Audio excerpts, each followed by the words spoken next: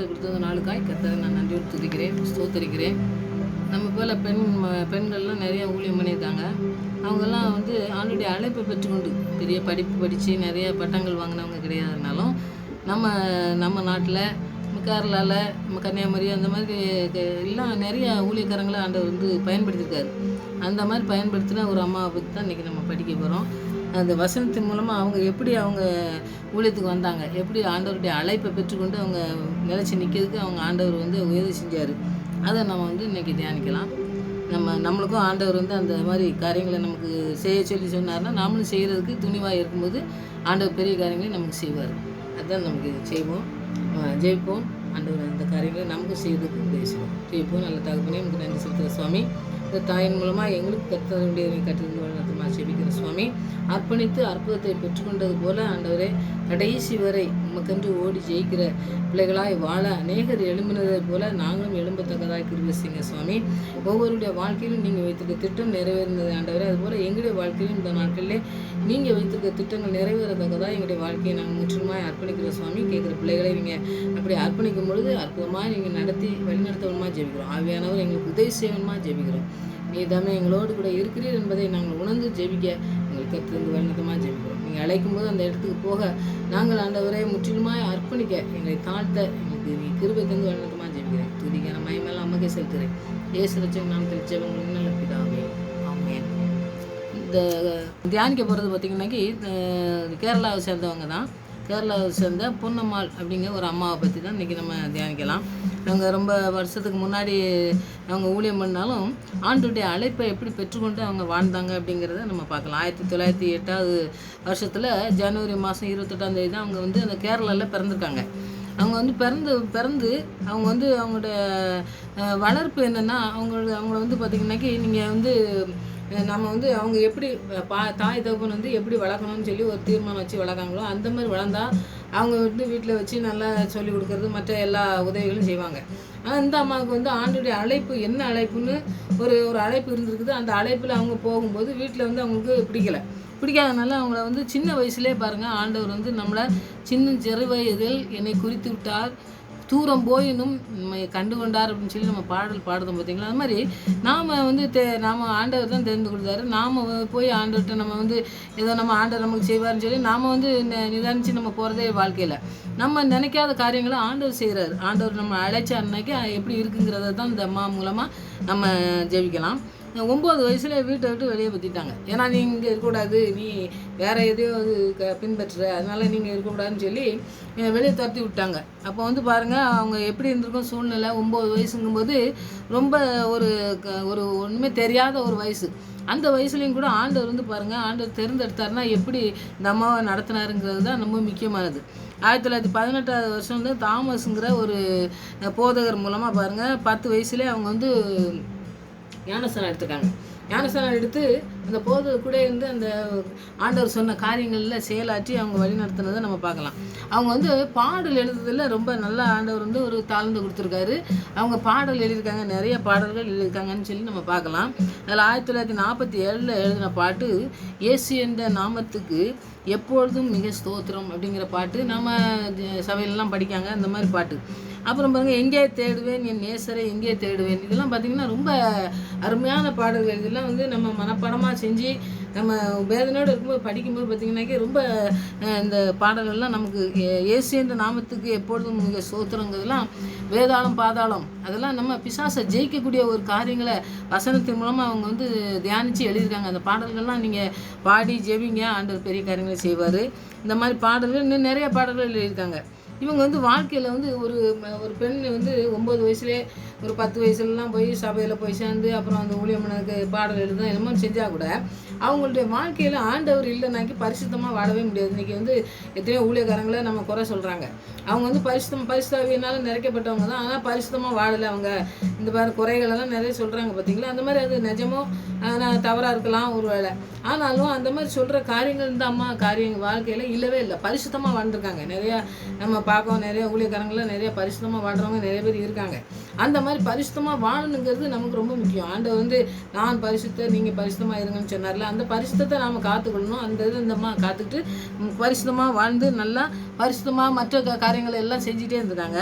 1934 தான் வந்து பார்த்திங்கன்னா அவங்கள வந்து செய்தி கொடுக்கறதுக்கு கொஞ்சம் எங்கள் சபைக்கு வந்து நீங்கள் செய்தி கொடுங்க, எங்கள் சபையில் வந்து நீங்கள் வந்து ஆண்டவரை பற்றி சொல்லுங்கன்னு சொல்லி நம்ம கேட்பாங்க பார்த்திங்களா. அந்த மாதிரி ஒரு 20 பேர் 30 பேர் தான் முதல்ல வந்திருக்காங்க. அங்கே பாருங்கள். அப்படி வரும்பொழுது பார்த்திங்கன்னா அதுக்கு பின்னாடி பார்த்திங்கன்னா அவங்க ஊழியத்தில் நிறையா ஆயிரங்கள் லட்சங்கள்லாம் வந்திருக்காங்கன்னு சொல்லி நம்ம பார்க்கலாம். அடுத்த கன்வென்ஷன் கூட்டத்துக்குலாம் நிறைய போனோம்னாக்கி 3000 பேர் 4000 பேர்லாம் அன்றைக்கி வந்து ரொம்ப 1900 காலத்துலலாம் பார்த்திங்கன்னாக்கி அப்படி அவ்வளோ பெண்கள் வந்து ஊழியம் பண்ணி அவ்வளோ கூட்டம் வருதுன்னா பெரிய காரியம் தானே. அப்படி அவங்க செஞ்சுருக்காங்கன்னு சொல்லி நம்ம பார்க்கலாம். அப்போ வந்து அவங்களுடைய வாழ்க்கை வந்து பரிசுத்தமாக இருந்தது, ஆண்டுடைய அழைப்பு இருந்தது, அவங்க வந்து பாடல் எழுதுது, மற்ற எல்லா காரியங்களையும் அவங்களுடைய வாழ்க்கையில் எல்லாத்தையும் செய்து முடித்தாங்க. இதில் வந்து இன்னொரு காரியம் என்னென்னா ஒரு பெரிய ஊழியக்காரர் தான் வந்து அவர் செய்தியில் வந்து சொன்னார். அந்த காரியங்களை நான் வந்து கேட்டதுனால நான் உங்களுக்கு சொல்கிறேன். இவங்க வந்து ஒரு வீட்டு வந்து பெரிய ஒரு மாளிகை மாதிரிலாம் கிடையாது. நீங்கள் கேரளா பார்த்தீங்கன்னாக்கி கொஞ்சம் காடு மாதிரி தான் இருக்கும். அந்த இடத்துல ஒரு குடிசை மாதிரி போட்டு தான் அந்த அம்மா இருந்திருக்காங்க. இருக்கும்போது பார்த்தீங்கன்னாக்கி இவர் வந்து ஊழியக்காரங்க யார் போனாலும் சரி உடனே நீ ரசிக்கப்பட்டிருக்கியா, அதாவது வீடு வந்து சின்ன வீடாக இருக்கும் உள்ளேருந்து. இவங்க போகும்போது யார் போகிறாங்க என்ன அப்படிலாம் கேட்குறதே இல்லை. யார் போனாலும் வாங்கன்னு சொல்லிட்டு உடனே நீ ரசிக்கப்பட்டிருக்கியா அப்படின்னு என்ன அந்த ஊழியக்காரன் அப்படின்னு சொல்லுவாங்க. நம்ம போனோடனே அப்படியே மௌனமாக இருக்க மாட்டாங்க. அது ஏன்னா அந்த அம்மா வந்து ஒரு குச்சி வச்சுக்கிட்டே வயசான காலத்தில் அந்த காட்டில் இருந்தாங்கன்னு சொல்லி சொன்னார். அப்போ அந்த வரும்போது பார்த்தீங்கன்னாக்கி நீ ரசிக்கப்பட்டிருக்கியான்னு கேட்குறது வந்து நீ ரசிக்கப்படலைனாக்கி நீ பிரயோஜனமே இல்லை உலகத்தில் வாழ்ந்து. என்ன ஆண்டவர் ரசித்ததுனால தான் நான் இந்த மாதிரி வாழுதேன். அப்போ நீ ரசிக்கப்பட்டிருக்கியா, அது வந்து அந்த அம்மாவுக்கு ஒரு தாகத்தை கொடுத்துருந்தது. அதனால் அவரை பார்த்த உடனே யார் அவரை மாத்திரம் இல்லை யார் போனாலும் அந்த மாதிரி கேட்பாங்களாம். அப்படி கேட்கும்போது பார்த்தீங்கன்னா ரசிக்கப்பட்டிருக்கேன்னு சொன்ன உடனே சாப்பிடணும், நீ ஏதாவது சாப்பிடு அப்படின்னு சொல்லி அவங்க இந்த கூழ் வச்சுருப்பாங்க, ஏதோ கஞ்சி இந்த மாதிரி வச்சுருப்பாங்க வயதான காலத்தில். அதை வந்து கொடுத்து நீ இதுதான் என்கிட்ட இருக்குப்பா, நீ சாப்பிட்டுட்டு போ, சந்தோஷமாக நான் ஜெபம் பண்ணி விடுதேன் அப்படின்னு சொல்லி அந்த அவங்களுக்கு கொடுத்து அந்த ரட்சிப்பின் முக்கியத்துவத்தையும் கூட சொல்லியிருந்தாங்க.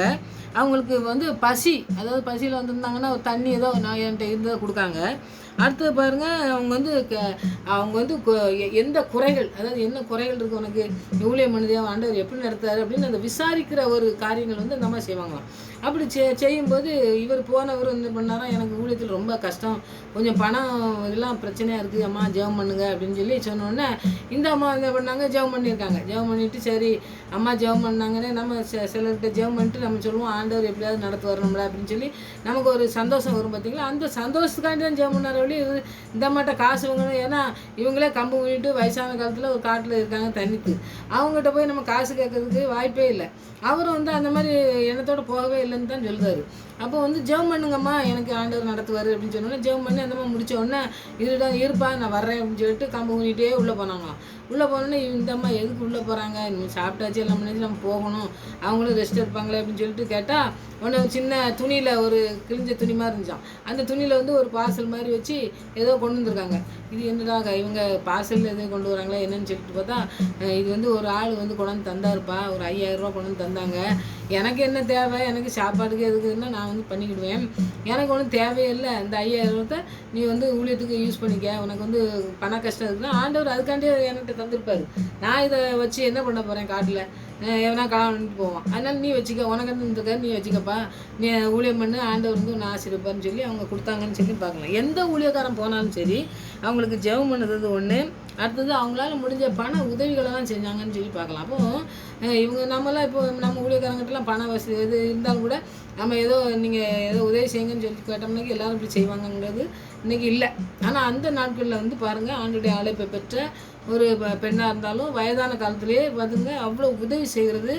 ரட்சிப்பை பற்றி ரொம்ப முக்கியமாக அதுதான், நீ ரட்சிக்கப்படணும், நீ ரட்சிக்கப்படலைன்னா நீ பரலோகத்துக்கு வரவே முடியாது அப்படிங்கிற ஒரு காரியத்தை வந்து அவங்க வலியுறுத்தி சொல்லி ஒவ்வொருத்தரையும் வந்து ஊழியக்காரன் போனாலும் சரி மற்ற சாதாரணமாக வீட்டிலேருந்து போனாலும் சரி அவங்கள்ட்ட ஜெபம் பண்ணும்போது நீ ரட்சிக்கப்பட்டுறணும், நீ ரட்சிக்கப்பட்டுறணும், நீ ரட்சிக்கப்பட்டுறணும். இதுதான் அவங்கள்ட்ட ஒரே ஒரு சொல்கிற காரியங்களை வந்து வழக்கமாக அவங்க வச்சுருந்தாங்க. யார்கிட்ட போனாலும் அதுதான் சொல்லுவாங்க.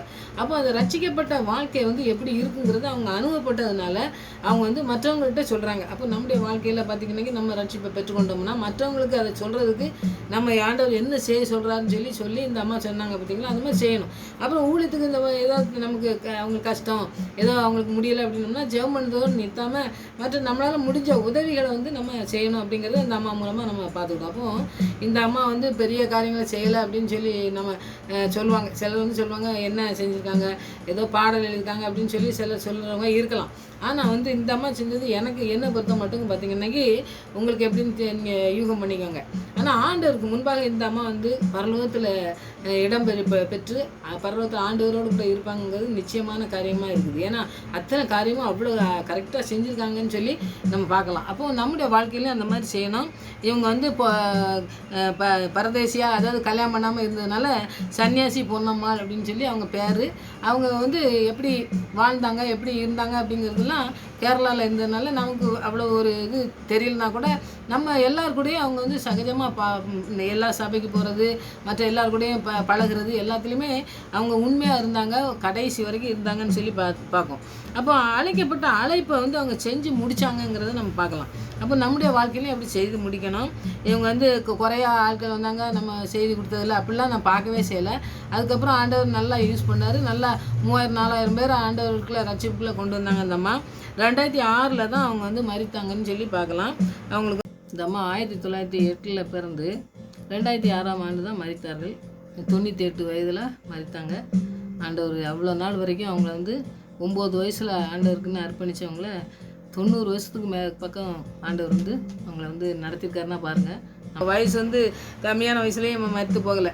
அவங்களுடைய வாழ்க்கை வந்து பாருங்கள் எவ்வளோ அருமையான வாழ்க்கையாக வாழ்ந்துட்டு அவங்க வந்து மரித்து போயிருக்காங்கன்னு சொல்லி பாருங்கள். அப்போ நம்முடைய வாழ்க்கையில் நம்ம உலகத்தில் இருக்கிறது என்ன காரணத்துக்காக நம்மளை வச்சுருக்காருங்கிறத முடிவு செஞ்சுட்டு அதில் நாம் ஆண்டவர் கொடுக்குற அந்த தாளந்துகளை பயன்படுத்தும் பொழுது இந்த அம்மா மாதிரி நம்மளும் ஆசிரமாக இருக்க முடியும், மற்றவங்களுக்கு ஆசிரமாக இருக்க முடியும். இன்றைக்கி அவங்க பாடல்கள்லாம் நம்ம சபைகளில் பாடுவோம், மற்றவங்க எல்லாம் நிறைய பாடல்கள் எழுதியிருக்காங்கன்னு சொல்லி நம்ம பார்க்கலாம்.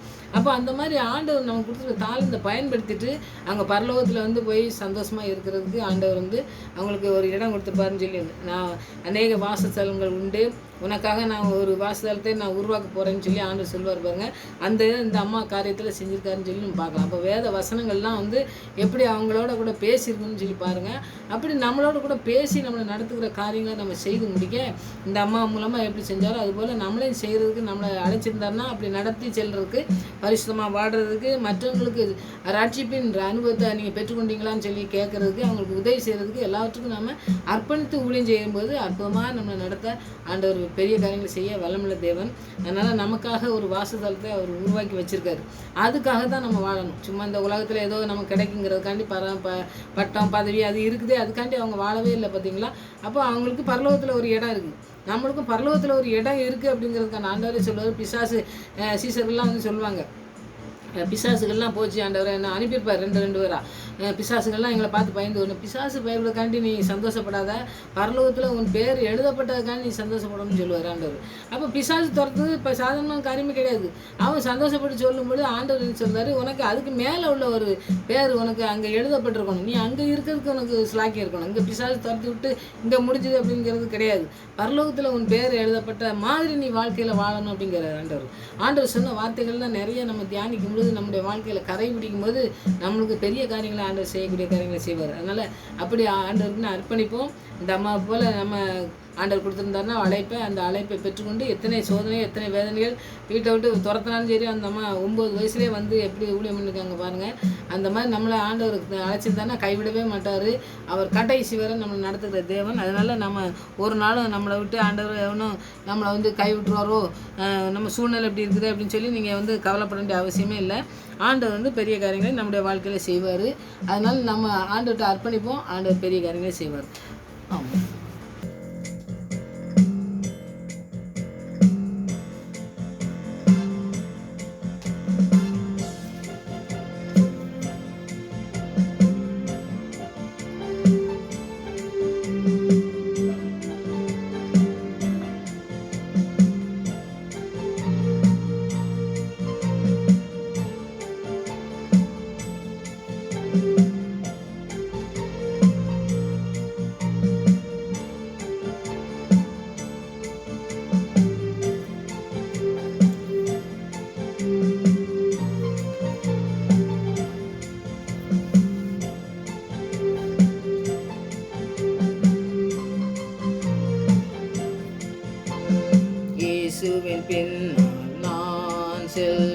திரும்பி பார்க்க மாட்டேன், திரும்பி பார்க்க மாட்டேன். இயேசுவின் பின் நான் செல்வேன், திரும்பி பார்க்க மாட்டேன், திரும்பி பார்க்க மாட்டேன். சிலுவையின் முன்னால் உலகமே துன்னா, சிலுவையின் முன்னால் உலகமின் பின்னா, இயேசு சிந்திய இரத்தத்தினாலே என்றும் விடுதலையே, இயேசு சிந்திய இரத்தத்தினாலே என்றும் விடுதலையே. இயேசுவின் பின்னால் நான் செல்வேன், திரும்பி பார்க்க மாட்டேன், திரும்பி பார்க்க மாட்டேன்.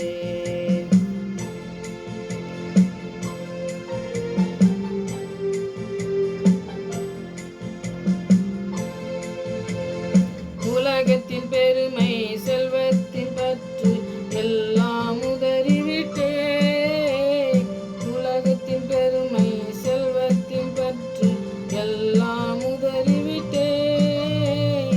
உடல் பொருளாவி உடைமைகள் யாவும் ஒப்பு கொடுத்து விட்டேன், உடல் பொருளாவி உடைமைகள் யாவும் ஒப்பு கொடுத்து விட்டேன். அவர் ஆலயம் எனக்குள்ளே இயேசு,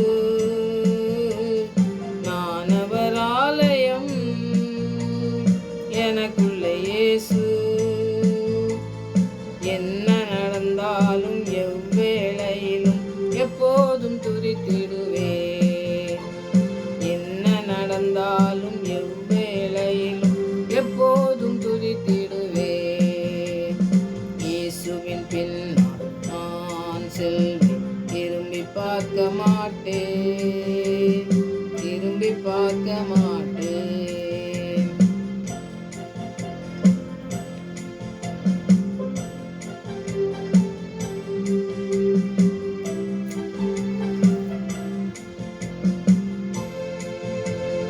வேதனை நெருக்கம் இன்னல்கள் இடர்கள் எதுவும் பிடிக்காது, வேதனை நெருக்கம் இன்னல்கள் இடர்கள் எதுவும் பிடிக்காது.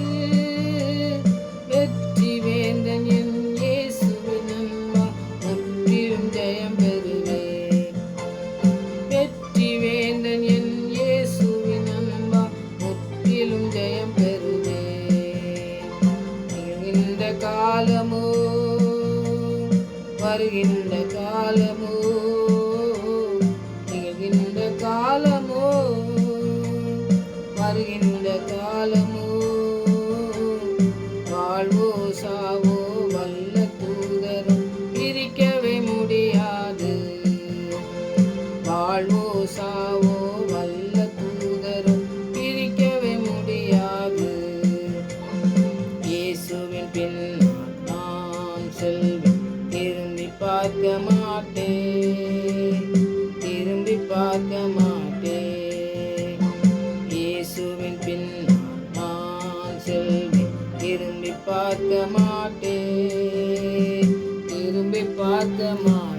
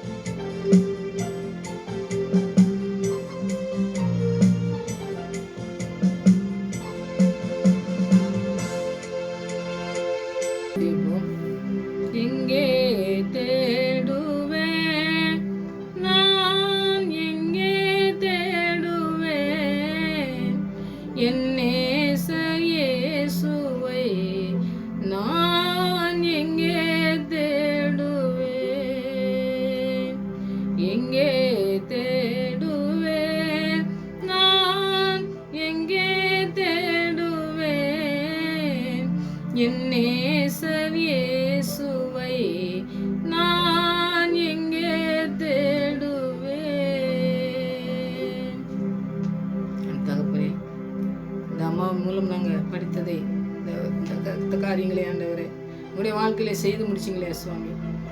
9 வயதிலே ஆண்டவரே நீங்கள் தெரிந்தெடுத்து எத்தனை அருமையாக நடத்தினீங்க சுவாமி.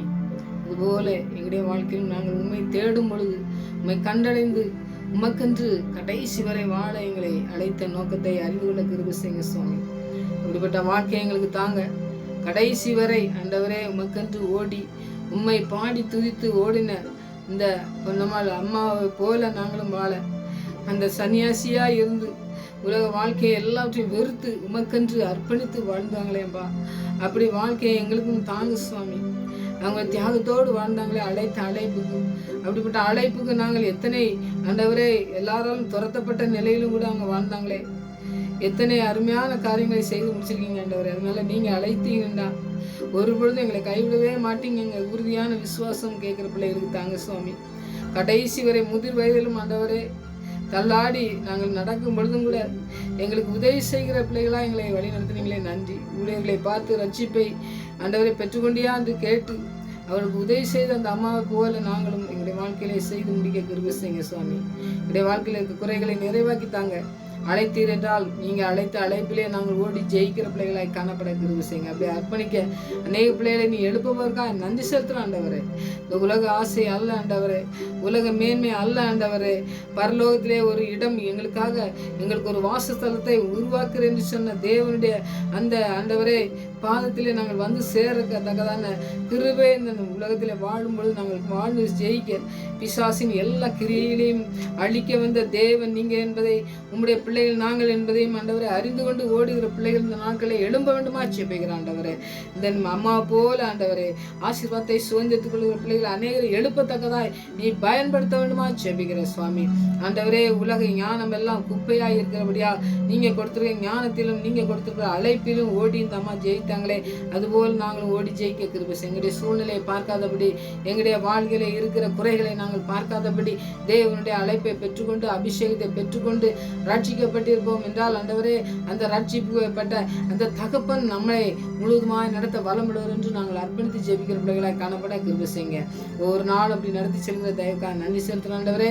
எத்தனையோ எதிர்ப்புகள், எத்தனையோ போராட்டங்கள், எத்தனையோ ஆண்டவரை பிரச்சனைகளை பிசாசு கொண்டு வரும் பொழுது நாங்கள் ஜெயிக்க எங்களுக்கு கிருபை தந்திருக்கீங்களே அக்கா நன்றி. இன்னமும் நடத்துவதற்காக நன்றி. கடைசி வரை ஆண்டவரை நடத்தி செல்கிற தேவன் உங்களுடைய கருத்தில் அர்ப்பணிக்கிற சுவாமி. கேட்கிற பிள்ளைகளுக்கும் அப்படிப்பட்ட ஆசீர்வாதத்தை நீ தந்து வழிநடத்தமாக ஜெபிக்கிறோம். அர்ப்பணிக்கட்டும், அற்பத்தை பெற்றுக்கொள்ளட்டும் என்று ஜெபிக்கும் பொழுதே ஆண்டவரை நீங்கள் பேசுங்க. ஆவியானவர் எங்களோடு கூட இடைப்பட்டு எங்களை நடச்சலமா ஜெபிக்கிறோம். முழுவதுமாக நம்முடைய கருத்தில் அர்ப்பணிக்கிறோம். எங்கள் ஜெபத்துக்கு பரிவர்த்தப்படா நன்றி. மறுபடியும் அவங்க சமூகத்திலே வருமுறை எங்களை காத்து வழிநடத்தமாக ஜெபிக்கிறேன். துதிகனமாக எல்லாம் அமைக்க செலுத்துகிறேன். இயேசு ரட்சகன் நாமத்தில் ஜெபம் நல்ல பிதாவே.